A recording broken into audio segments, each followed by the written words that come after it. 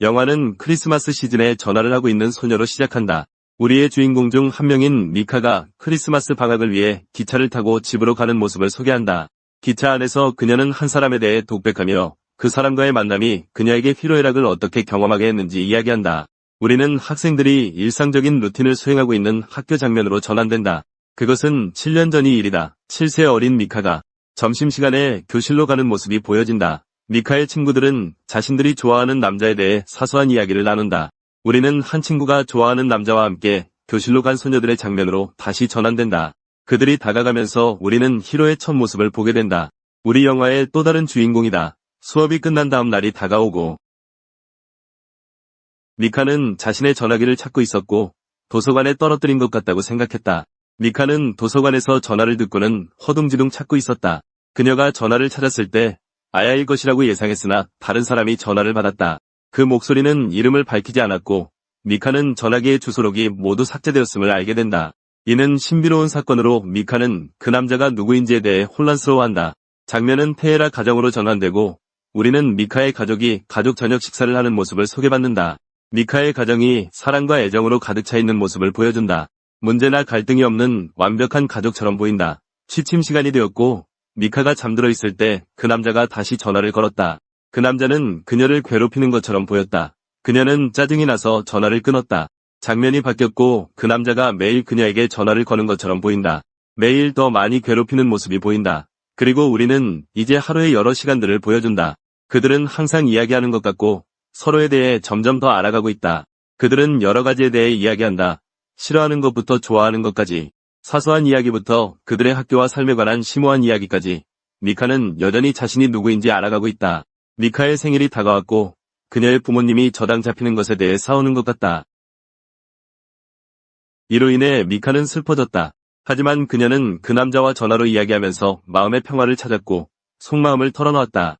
그는 그녀의 생일을 축하하며 노래를 불러주었고 그녀가 생일을 축하하기 위해 수영장에 오라고 부탁했다. 그날이 오고 미카는 아야에게 화장을 해달라고 부탁했다. 미카가 수영장에 도착했다. 한 남자가 왔다. 그리고 그녀가 이야기하고 있는 남자는 다름 아닌 히로. 우리가 이전에 본 남자다.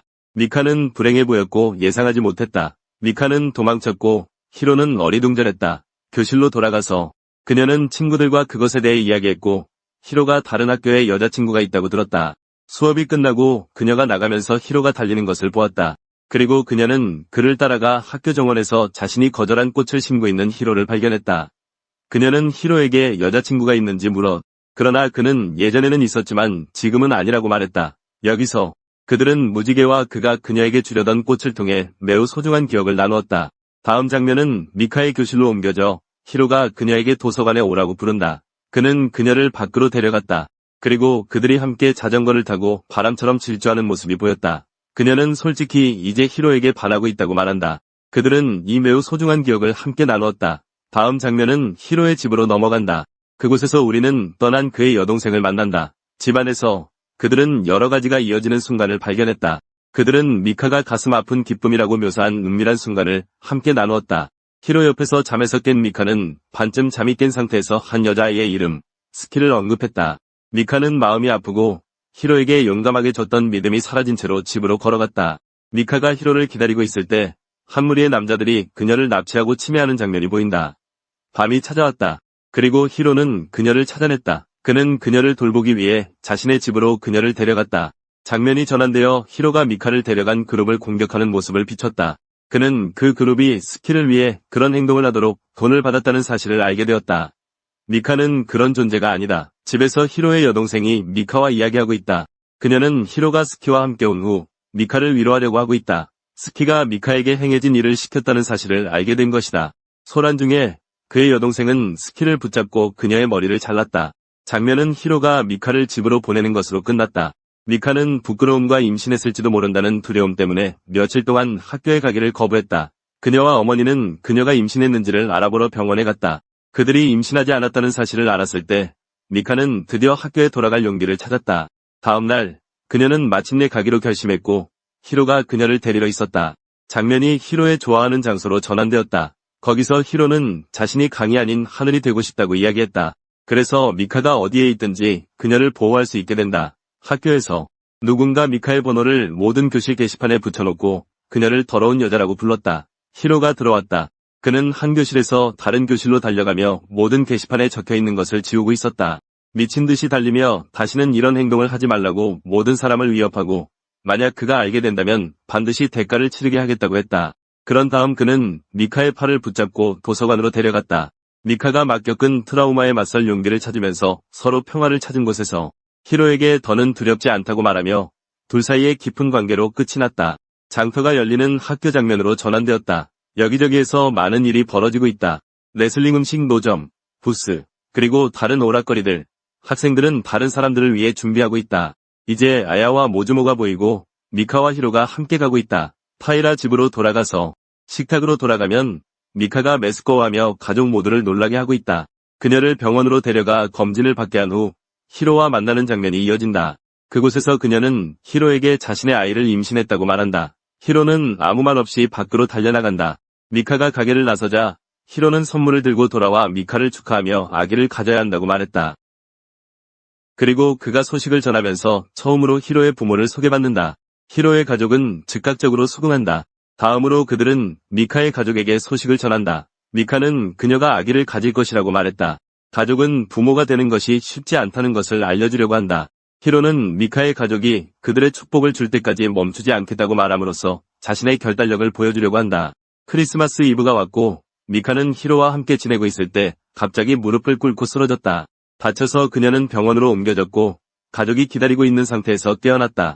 그녀는 배 속에 있는 아기가 없어진 것이라고 들었다. 퇴원했을 때 히로가 그녀에게 달려왔다. 그녀는 히로에게 아기가 없어진 것이라고 말했다. 그리고 그 사실은 둘 다 심각하게 상처받게 하였고 그들은 눈 아래에서 추위 속에 마음껏 울었다. 봄이 왔고 우리는 이제 다시 학교로 돌아왔다. 일어난 사건 이후 히로는 학교에 오지 않은 것 같고 미카에게서 숨어있다. 다음 날 히로의 집에서 파티가 열렸고 우리는 히로의 예전 모습이 드러나는 것을 보게 된다. 반항적인 모습. 파티가 끝나고 미카는 히로가 파티에 참석한 다른 여자와 키스하는 모습을 보았다. 미카는 보았던 것에 상처받고 고통스러워하며 집으로 달려갔다. 그녀는 계속 달렸다. 히로는 자신의 방 창문에서 그녀가 달려가는 모습을 지켜보았다. 다음 날이 왔다. 미카는 도서관에서 혼자인 히로를 발견했다. 히로가 갑자기 이별을 원한다고 털어놓았던 지난밤의 사건에 대해 이야기했다. 미카는 반지를 던지고 도망쳤다. 나중에 그녀는 일어난 일을 받아들일 수 없다는 것을 깨달았다. 그녀는 히로에게 방과 후에 만나자고 요청하며 도서관에서 기다리겠다고 말했다. 밤이 되었지만 히로는 오지 않았다. 다음 날 그녀는 도착했고 여전히 히로에게 전화를 걸려고 했다. 그러나 전화를 받은 것은 그의 여동생이었다. 그녀는 히로에게 그가 가장 좋아하는 곳에서 기다리겠다고 문자했으며 오지 않으면 포기할 것이라고 했다. 그녀는 완전히 포기할 것이라고 했다. 다음 날 미카는 그녀가 말한 대로 행동했다. 히로가 왔지만 그들이 이제 낯선 사이가 되었다고 말했다. 그러나 미카는 그렇게 받아들이지 않았다. 히로는 여전히 자신이 한 말을 고수하며 아무 말 없이 떠났다. 다음 학교 축제에서 그녀는 히로를 보았다. 그리고 그는 그녀 옆을 그냥 지나쳤다. 일어난 일로 인해 큰 충격을 받은 미카는 다시는 사랑에 빠지지 않겠다고 다짐했다. 일어난 일 때문에 그녀의 친구들은 그녀를 남자들과의 파티에 데려가 다른 남자와 연결해 주려고 했다. 밤은 계속 흘렀고 그 그룹은 재미있게 놀고 있는 것 같았다. 그러나 미카는 그들이 갔던 곳을 방문하기 위해 떠났고 매년 돌아오겠다고 약속했다. 그가 꽃을 심었던 장소였다. 그녀는 히로를 찾았지만 대신 다른 남자를 발견했다. 그것은 결국 그들과 함께했던 남자 중 한 명이었다. 3년 후 그들은 자신들이 하고 싶은 것을 알아가기 시작했고 유는 이제 미카에게 과외를 해주고 있으며 그를 좋아하려고 하는 것 같았다. 그러나 그가 하는 모든 것이 히로를 떠올리게 했다. 해변에서 유는 마침내 그녀에게 고백할 용기를 찾았다. 그리고 그녀는 히로와의 이야기와 일어난 일에 대해 말했다. 그녀는 그것을 받아들이고 이를 자신의 두 번째 사랑으로 기록했다. 미카의 가족은 이혼 이야기를 하며 무너지기 직전이다. 그녀는 유의 곁에서 평화를 찾았고 집으로 돌아가지 않았다. 히로는 그녀를 집에 보낸 후 그들이 집으로 돌아왔을 때 싸움이 일어난 것처럼 집이 소란스러운 것을 발견했다. 가족 사진이 잘리고 액자가 부서졌다. 유와 미카는 그것들을 테이프로 붙이기 시작했다. 그들이 방에서 나왔을 때 미카의 부모가 거기에 있었고 그는 이번에는 정식으로 자기소개를 했다. 그리고 그들은 이제 미카의 감정에 직면하게 된다. 사진들이 다시 맞춰지면서 그녀의 부모는 그들이 얼마나 행복한 가족인지 다시 한번 생각하게 된다. 그들이 아이를 회상하는 장소로 돌아가자 미카는 히로가 식물을 돌보고 있는 것을 발견한다. 그들은 농담을 주고받는다. 그들 사이에 무슨 일이 있었는지 알아내려 했지만 히로는 거부하고 그냥 떠나버렸다. 미카는 그를 쫓아갔지만 그는 어디에도 없었다. 그녀는 이제 히로를 쫓아갈지 현 남자친구인 유에게 갈지를 선택해야 하는 갈림길에 놓이게 된다. 그녀는 유에게 가기로 선택했다. 졸업식이 다가왔고 히로는 졸업식에 참석하지 않았다. 도서관으로 돌아가서 히로는 그녀가 쓴 질문에 대답하고 그녀는 히로에게 작별 인사를 했다. 이제 우리는 대학에서 유와 함께 새로운 삶을 살고 있는 미카를 본다. 새로운 친구들과 함께하며 그녀는 인생을 계속하기로 결정했다. 그녀는 그것을 매년 한 번만 기억하도록 허락한다. 그해 24일, 유는 미카에게 반지를 선물했다. 그녀에게 결혼해달라고 부탁하며 여기서 그녀는 히로 대신 히로의 가장 친한 친구인 모즈모를 만나게 된다. 그는 히로가 대신 매년 이것을 가져오기로 약속하게 했다고 말한다. 그녀는 히로가 암에 걸렸기 때문에 올 수 없을지도 모른다는 이야기를 듣게 된다. 유는 와서 바닥에 주저앉은 미카를 발견하고 그에게 무슨 일이 있었는지를 이야기했다. 그들은 싸움에 휘말렸다. 이제 유는 히로가 그녀를 행복하게 해줄 곳이라는 것을 깨닫고 그녀를 보내준다. 병원에서 우리는 이제 침대에 누워있는 히로를 본다. 모든 것이 살아나는 듯 히로가 마침내 미카에게 그들에 대한 자신의 진심과 자신의 병에 대해 털어놓았다. 그들은 몸뿐만 아니라 감정적으로도 화해하며 같은 장소에서 만났다. 미카는 병원에서 히로와 함께 시간을 보냈다. 부모님의 걱정에도 불구하고 그녀는 그들에게 자신이 히로를 사랑하고 있을 뿐 그를 동정하고 있지 않다는 것을 이해시켰다. 그들은 병원에서 퇴원할 수 있었고 히로와 미카는 항상 가던 학교와 장소로 돌아가 하루를 보냈다. 그들은 히로가 가장 좋아하는 곳에 가서 거기서 결혼했다. 다시 그들은 항상 가지고 있던 감정을 되살리고 마침내 그것을 소리내어 말할 수 있게 되었다. 그들의 감정이 마침내 얽히고 그들은 같은 땅에서 만났다. 병원으로 돌아가서 그녀는 이제 임신한 사키를 다시 만났다. 그리고 그녀는 이전에 있었던 일에 대해 사키를 용서하며 진심으로 행복해했다. 그 후의 날들은 계속 흘러갔고 그녀는 히로와 함께 시간을 보냈다. 히로는 사용하던 카메라를 그녀에게 주며 그 사진을 인쇄해달라고 부탁했다. 하지만 그녀가 사진을 인쇄하자마자 히로는 생명이 위협받는 상황에 처하게 되었다. 미카는 히로의 곁으로 미친 듯이 달려가며 전화를 걸었다. 히로는 마지막으로 눈을 뜨고 미카에게 자신을 위해 웃어달라고 부탁했지만 전화가 끊어졌다. 그는 끝내 그러지 못했고 미카를 기다릴 수 없었다. 히로의 누나는 그의 일기를 미카의 어머니에게 주었다.